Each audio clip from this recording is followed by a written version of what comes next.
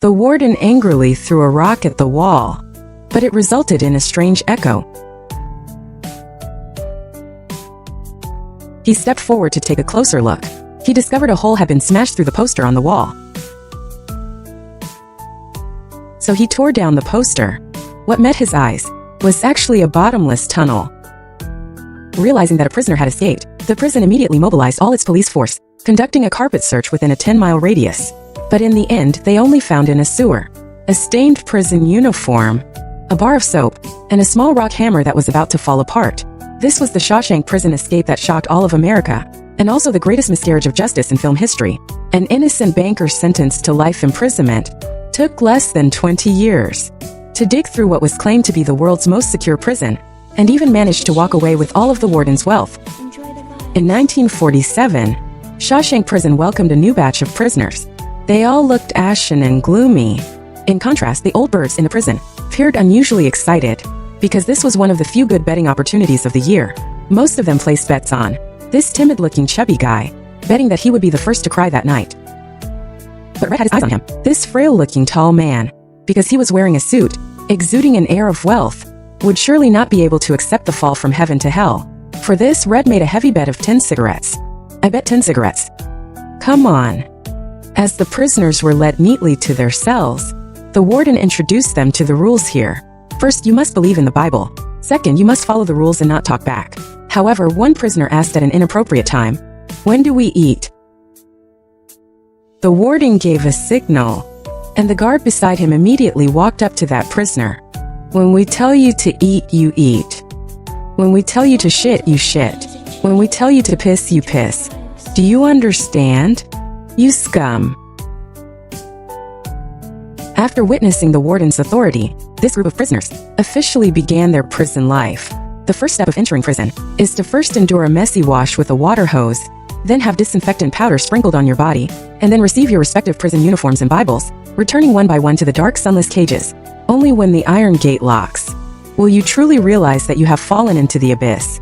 All that remains is endless regret. When the lights went out and all the guards left, the old birds in the prison began their performance. They kept verbally intimidating the newcomers, not stopping until they scared them to tears. "Chubby, say something. I know you're there. I can hear you breathing. Let me tell you. I'll introduce you and show you the ropes. I know some guys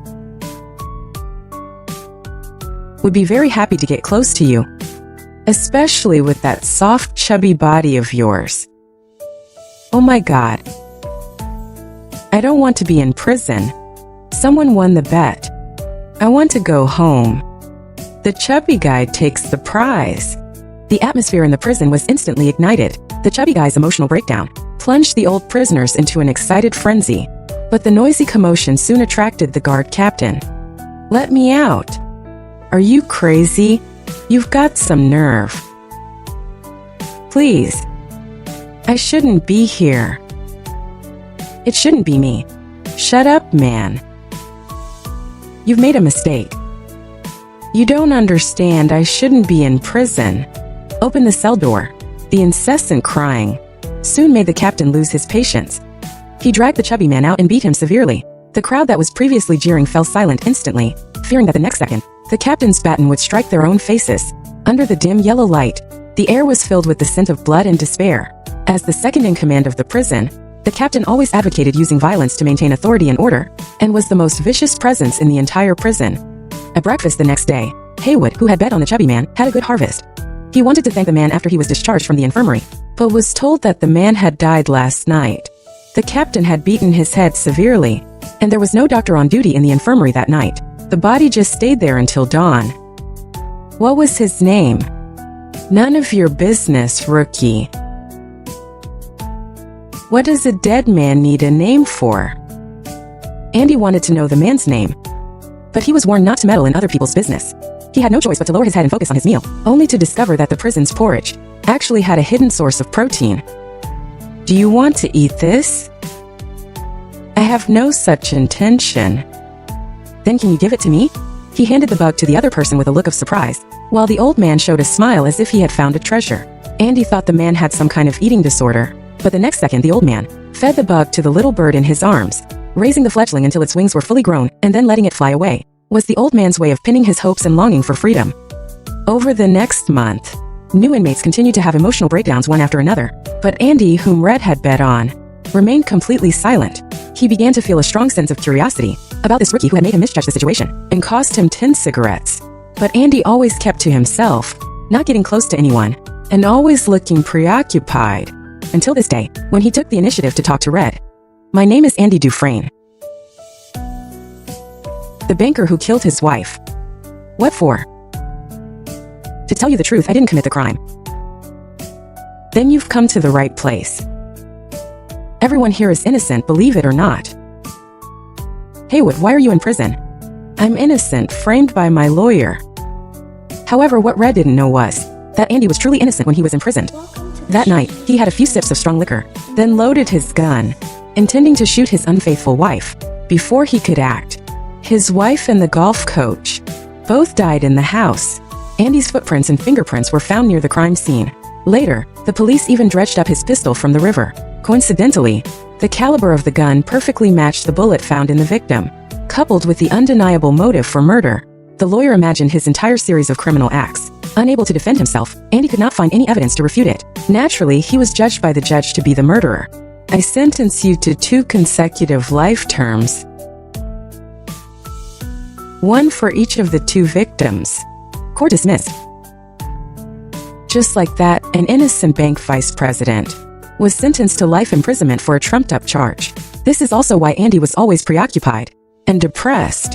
But he soon discovered that if you don't have your own hobbies in prison, time becomes particularly painful and long. So he found Red, who was known as the Fixer, hoping to buy a rock hammer from him because he used to be a rock enthusiast.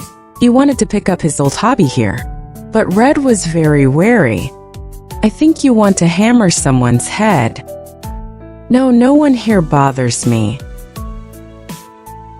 "No, I don't think so." The rumors in the prison had already spread.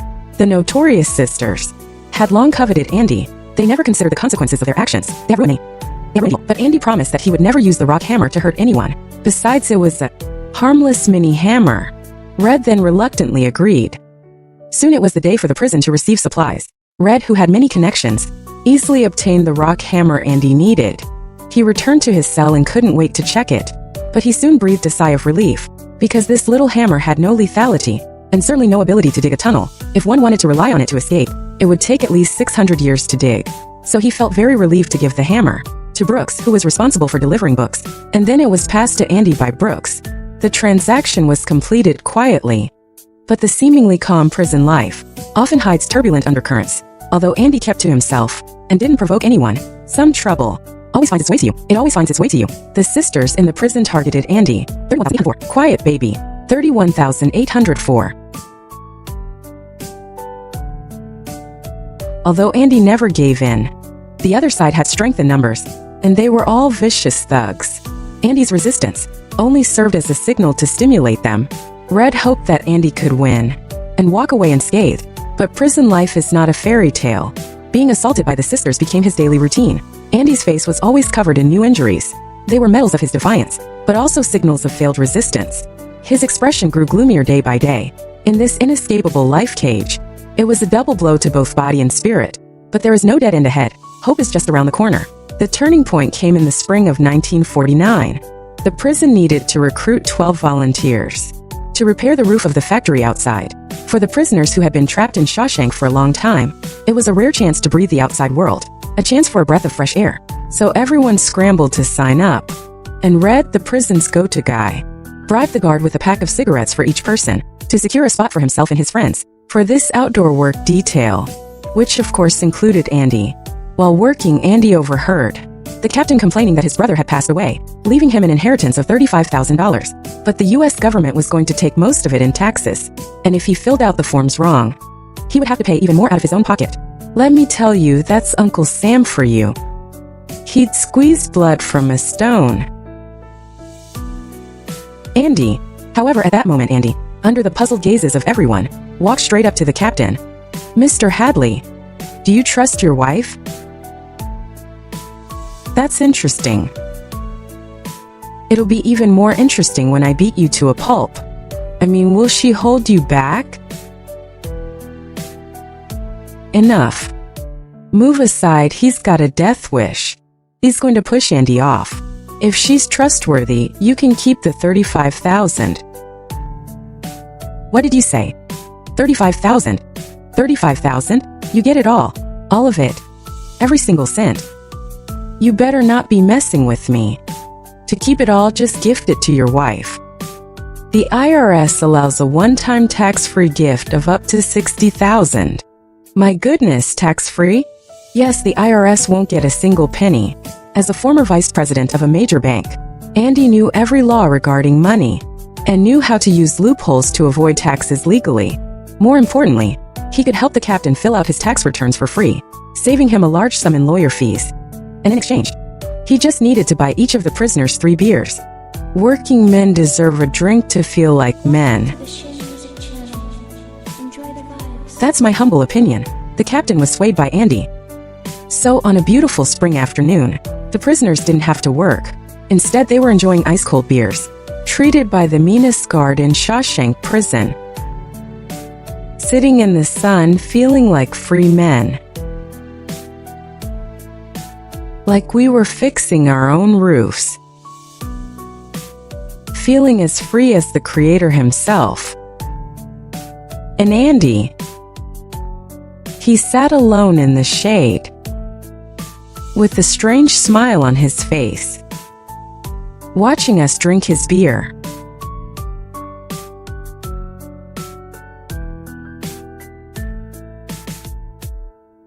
Hey, want a beer? No, I don't drink. The golden sun shimmered in the distance, calling out, lighting up the hope of freedom inch by inch. You could say he was trying to suck up to the guards, or trying to win favor with his fellow inmates. But I think he just wanted to relive freedom, even if just for a moment. That day was movie night at the prison. Andy suddenly approached Red, asking him to help get a poster of a current actress. Then he headed back to his cell alone, ready to work on his hobby. However, he was intercepted by the sisters at the corner. They pulled out a shiv and forced Andy to submit, or they would pierce his skull. Do you know that a head injury can make a person bite down hard? With such force that even a crowbar couldn't pry it open. How do you know? It's written in a book. Can you even read, tofu brain?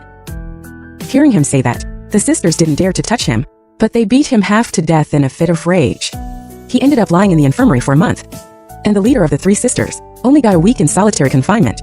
But his retribution came soon after. Returning to the cell and turning on the light, the captain's grim face was waiting for him. What's the matter?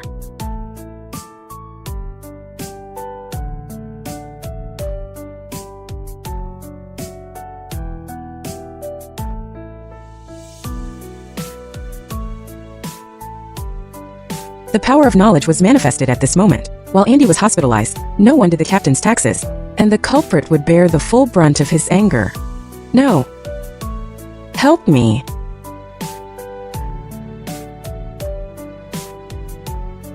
Since then, 2 things never happened again. The sisters never touched Andy again. Boggs could never walk again. The leader of the sisters was beaten to disability by the captain and transferred to a low-security nursing hospital. He would spend the rest of his life in a wheelchair, and to welcome Andy back from the hospital, and to repay him for the ice-cold beer. This time they worked extra hard during labor, collecting a whole box of rocks. For Andy, the geology enthusiast, they also got the poster he needed. Andy looked at the note on the bed. It read, "A small token, welcome back." Clearly, he had been accepted as an important friend. Not long after, the warden came to the cell for a routine inspection. He had heard of Andy's financial skills and wanted to put them to use. "I'm glad you're reading the Bible. What is your favorite chapter?" Therefore keep watch, because you do not know when the owner of the house will come. Mark 13 verse 35. I've always liked that one too. But I prefer, I am the light of the world. Whoever follows me will never walk in darkness, but will have the light of life. John 8 verse 12. Very standard, no major violations.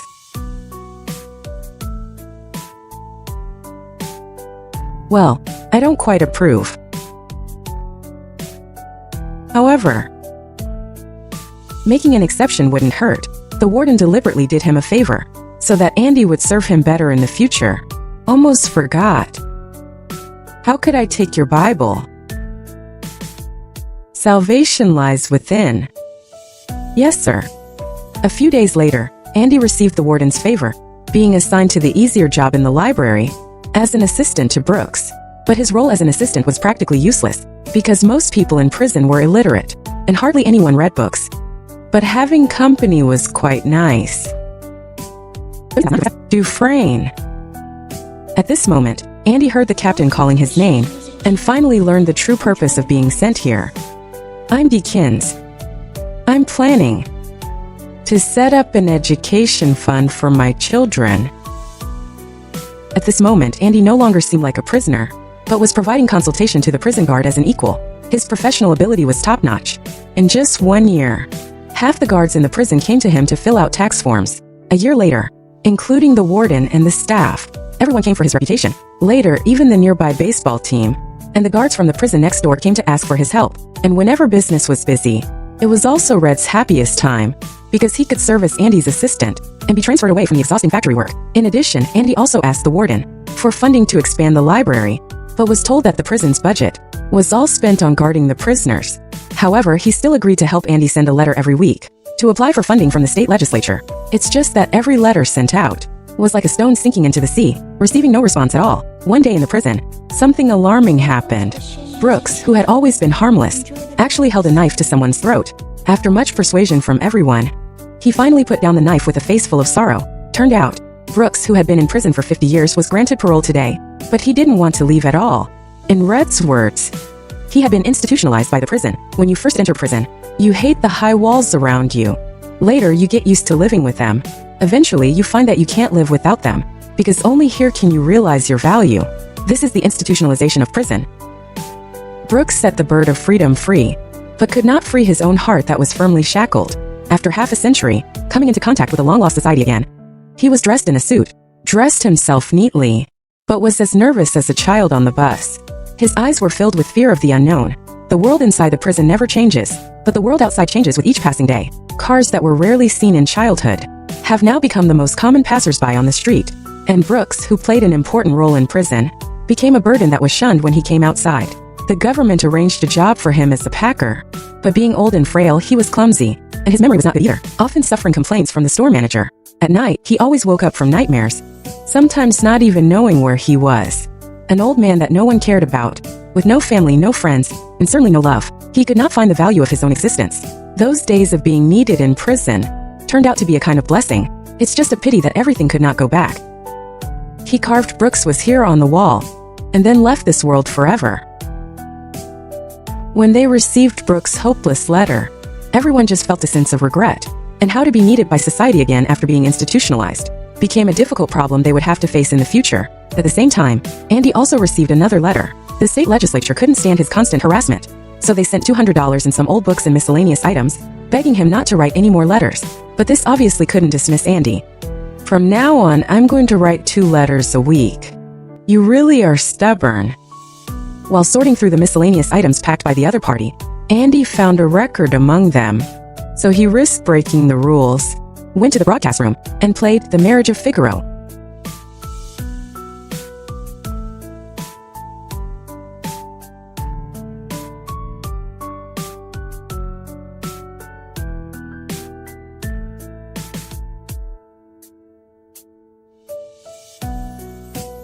Giving Shawshank a gift, full of the atmosphere of freedom.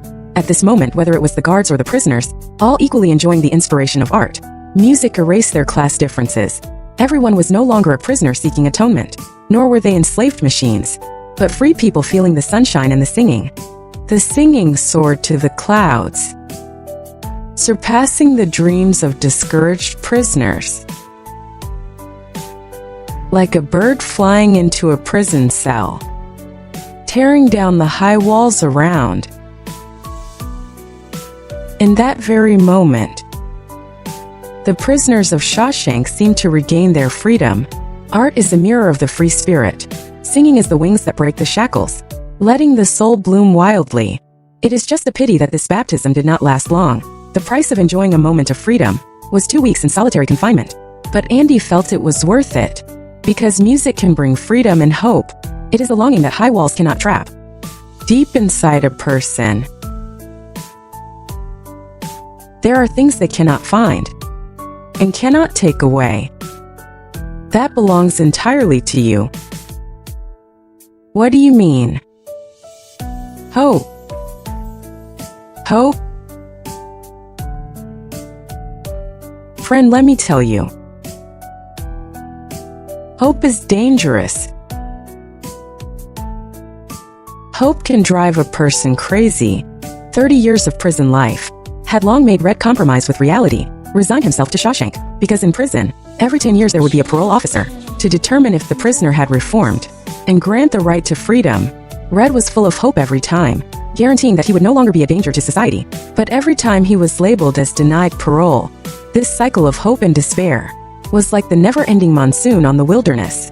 Although it brought a glimmer of hope for new sprouts, it instantly crushed them into dust, leaving only scars. Andy gave Red a harmonica. This was his favorite instrument when he was young, but now he did not have the courage to play the melodies of the past, because memories are as terrifying as hope. Since receiving the pittance from the state legislature, Andy became even more persistent, starting to write 2 letters a week. 4 years of persistence made the state legislature annoyed again, so every year they sent to Shawshank Prison a grant of $500 to expand the library, plus some donations from social groups. This once small and dark storage room, in 1963 transformed into the best prison library in the country, even including a collection of Hank Williams music. Welcome to the Shin Music Channel. Enjoy the vibes. In the same year, the warden implemented the famous outside work program, which allowed prisoners in Shawshank Prison to go out and perform public labor. Although the warden claimed to the outside world that this was to provide community service, but there were countless opportunities to make a profit. And by relying on the free labor in prison, the warden's bids were always successful. If other companies wanted to get a share of the projects, they had to bow down and offer gifts to the warden. If they gave too little, he would even be displeased. And every illicit payment the warden received, every bucket of profit he made, was handed over to Andy to be laundered through false accounts. In his office there was a hidden safe, specifically for storing the illicit ledgers. Red advised Andy to be careful. After all, with the warden taking so many kickbacks and embezzling so much money, the IRS would eventually uncover irregularities. At that point, they might pin all the blame on Andy. But Andy said there was no need to worry, because he had deposited all that ill-gotten money into an account. The account holder had a name and surname, a birth certificate, and a driver's license and social security number were all complete. It was also the starting point of the entire money laundering process. But this person was created by Andy using a loophole in the system, conjured out of thin air. They only existed on the circulating documents. So even if clues were truly discovered, the trail would go cold with this invisible person. While Andy helped the warden handle the dirty money, he also expanded the library. He helped inmates earn diplomas. Life continued like this for 2 years, until 1965. Shawshank welcomed a new batch of prisoners. Among them was a young man named Tommy, who was sentenced to 2 years for burglary. He was wild and arrogant, exuding vitality. Hurry up, old-timers. Slow as molasses. It's painful to watch. The old-timers in prison all liked him, and he quickly integrated into the group, often making everyone laugh heartily. Tommy had called prison home since he was 13. Every prison in Maine worth mentioning, he had been in. He even took pride in his thieving skills, but Andy advised him to change profession soon. If he had any talent in this area, he wouldn't always be arrested and sent to prison. Your thieving skills aren't working. You should try something else. What do you know? Are you Capone? Why are you in prison? Me? Framed by a lawyer. No one in Shawshank is guilty. Didn't you know? This was the joke they played on Andy back then, and now Andy used it to tease the newcomers. Although Tommy was a seasoned repeat offender who had been in many prisons, he had a beloved wife and a newborn daughter. Perhaps fearing his wife and daughter would end up on the streets, he had the idea of turning over a new leaf. He pleaded with Andy to tutor him to get a high school diploma. "I think I can try to get a high school diploma." Tommy promised to put in 100% effort, but he was somewhat illiterate and needed Andy to teach him from scratch. However, Tommy's personality was too likable, and with the long prison time, he needed something to do to pass the time. So Andy took on this challenging task. Fortunately, Tommy was diligent enough and very talented. After a year, he took the diploma exam.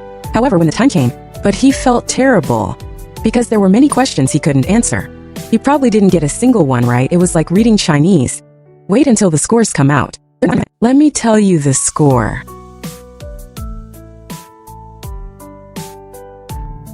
2 points for a jump shot. That's the damn score. What cat climbing a tree 5 times 5 is 25. To hell with this place. To hell with it. The frustration of not being able to solve the problems made him feel like he had wasted a whole year. But Andy picked up his test paper. Before the scores came out, anything was possible. Afterward, Tommy confided in Red, saying he had let Andy down, and was also curious why someone as brilliant as Andy ended up in prison. Murder. Stop kidding. You wouldn't think so by looking at him. He caught his wife in bed with a golf pro and killed them both. However, Tommy looked visibly nervous at this moment because 4 years ago, while serving time at Thomaston Prison, he had a cellmate who was a murderer who specialized in targeting wealthy people at golf clubs. I picked a target back then. At night, broke into his house, but he woke up. It annoyed me, so I killed him, and the woman with him. The funny thing is, even though she was with the golf pro, she was a married woman. Her husband was a big banker who became my scapegoat. Andy's expression changed noticeably. An earthquake was happening in his pupils. He immediately went to the warden for help, hoping the warden could help him appeal his case. There was information about the killer at the club, and with Tommy's testimony, perhaps he could really clear his name. But how would the warden let go of his effective money laundering machine? He threw Andy into solitary confinement for a month. At the same time, everyone realized that Andy might be the only person in Shawshank Prison who was truly innocent. 19 years of prison life turned out to be just a disaster for nothing. My God. Meanwhile, Tommy's report card was mailed back to the prison. Things weren't as bad as he had imagined. He got his high school diploma with a passing grade. The guard on duty delivered the good news to Andy. He passed. Average C+. I'm here to share the good news.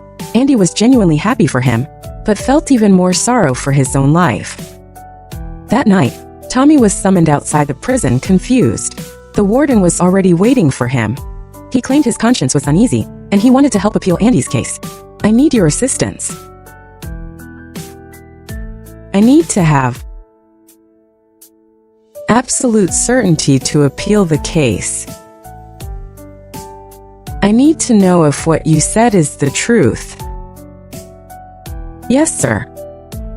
Every word is true. Then are you willing to testify before a judge and jury with your hand on the Bible and swear before God? Just give me the chance.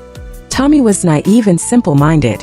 He had no idea that the warden was speaking with a hidden meaning. The moment he turned around, a sinister gun barrel was already locked onto him.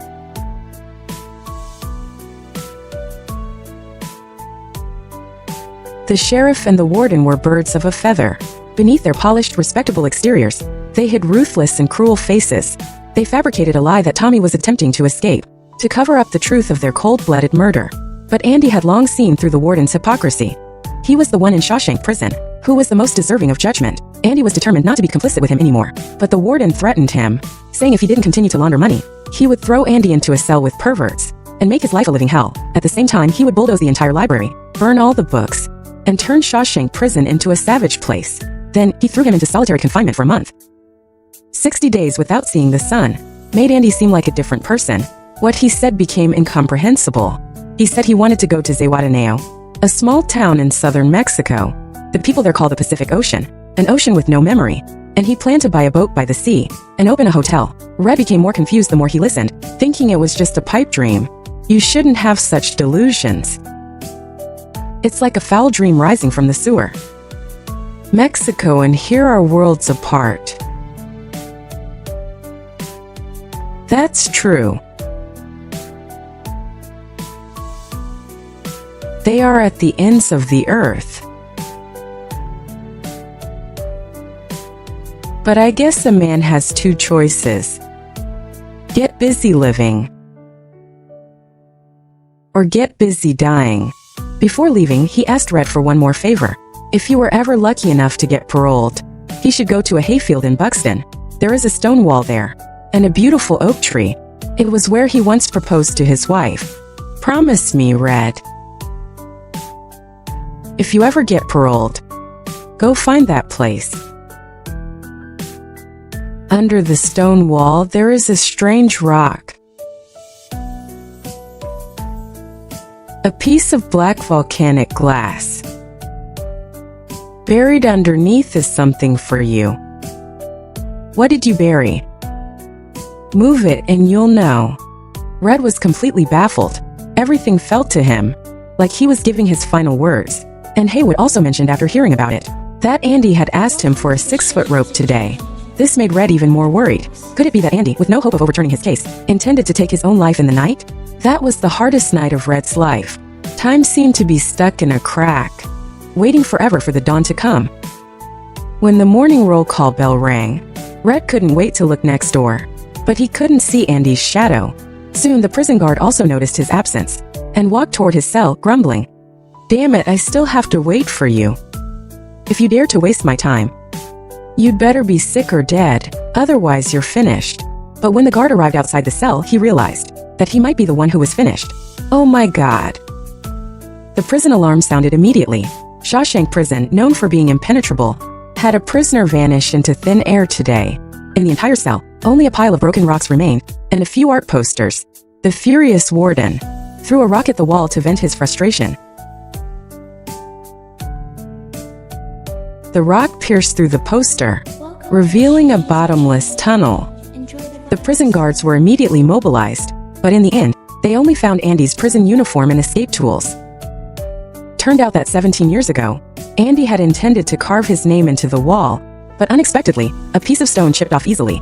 As a geology enthusiast, he soon discovered the prison's flaw.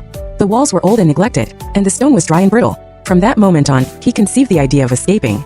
Every night, he dug the tunnel under the cover of the poster, and then during morning exercise, he would scatter the chiseled stone dust on the yard.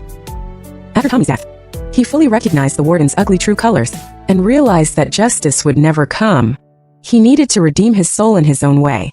So that night, he secretly swapped the warden's ledger, picked out a clean suit, and even took the warden's leather shoes. No one in the prison noticed. After all, who would pay special attention to a prisoner's shoes? Back in his cell, he put the suit and the warden's incriminating evidence into a bag, tied it to his leg with a rope, and began a grand escape. Passing through the tunnel, he reached the drainage pipe leading outside the prison. Every year at this time, there are constant thunderstorms. 19 years of prison life had made him familiar with the weather patterns. He used the thunder and lightning as cover to mask the sound of him banging on the sewer pipe.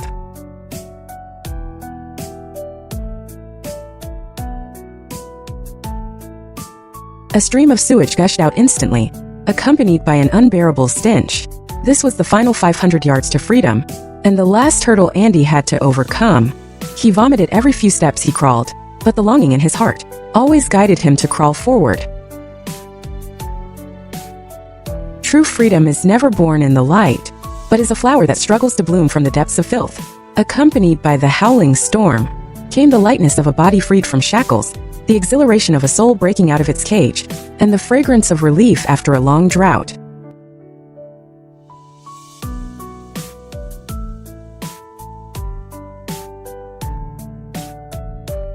The next morning, a man in a suit, looking refreshed, walked into the bank. Before this, He only existed on paper. But now, with various valid documents, he withdrew all the savings from the account. That was all the dirty money the warden had embezzled over the years. At the same time, he asked the bank to send a set of documents to the newspaper office. Soon, the scandal of corruption and murder at Shawshank Prison was published in the newspaper. Along with it came the long-awaited justice. The warden opened the safe in disbelief, only to find that the ledgers had long been replaced by Andy's Bible. On the title page, Andy had left a message. And that little hammer used for the escape was exactly what Andy had hidden inside the Bible, allowing it to pass inspection every time. Ironically, the warden knew every part of the Bible, but had forgotten the weight of the Bible itself. Police and media from all over the city gathered there to witness the arrival of judgment. The once arrogant Warden Norton cried like a child that day, but the warden had no intention of giving in easily. He loaded his gun, determined to go down fighting, but the justice outside the door was unstoppable. What was the point of a desperate struggle? In the end, he turned the gun on himself. Before the trial could arrive, he ended his sinful life. Not long after, Red received a blank postcard. The postmark was from Hancock, Texas, located on the southern border of the United States. Red understood immediately and was happy for Andy's new beginning. Andy Dufresne crawled through the filthy sewer and emerged a new man. Andy Dufresne was heading toward the Pacific. Andy became a legend in Shawshank Prison. The guys loved to talk about his past deeds. Red would sometimes be happy along with them, but sometimes he would feel sad because his good friend had left. He had to keep reminding himself that some birds are not meant to be caged because their feathers are too bright. When they fly away to a distant place, you feel genuinely happy that they are free, but you also feel helpless because you still have to live a dull life. Time passed, and it was Red's 40th year in prison, facing the chance of parole. He no longer held any hope and couldn't be bothered to prove he had reformed. Reformed? To me, that's just a buzzword. A buzzword invented by politicians. So you can wear suits and ties and have jobs. What do you really want to know? Do I regret the crime? Do you regret it? There isn't a day I don't regret it. Not because I'm locked up here, and not to please you, but looking back at the past, at that young foolish kid who committed a serious crime. I want to talk to him. Welcome to the Shin Music Channel. Enjoy the vibes. I want to tell him how I feel. Tell him about the bitter consequences of impulse. But I can't. That boy is long gone. And only this old man remains. I have to accept the facts. Reformed? A load of nonsense. Just stamp the paper, don't waste my time. To tell you the truth, I don't give a damn. This self-destructive statement actually got his parole approved. Just like Brooks before him, Red, who had been institutionalized, was just as nervous as a schoolboy. He arrived at the free apartment provided by the government. The beam was carved with the words, "Brooks was here." He did the same job as Brooks, but he was still quite capable. It's just that he had to ask for permission every time he went to the bathroom. The manager had reminded him many times that he didn't need to ask. But how could a habit formed over 40 years be changed so easily? I've been asking for 40 years. If I don't ask, I can't even squeeze a drop out. Red also found it difficult to adapt to life on the outside. Here he was dispensable. He was not needed at all. His job and lodging were merely acts of charity. He had thought about violating his parole to return to Shawshank. But in the end, his gaze fell upon the compass, because he still had an unfinished promise with Andy. That was to go to the hayfield in Buxton and find what Andy had buried for him. Under a black volcanic rock, a rusty iron box was buried. Inside were a few $100s for travel expenses and a letter left by Andy.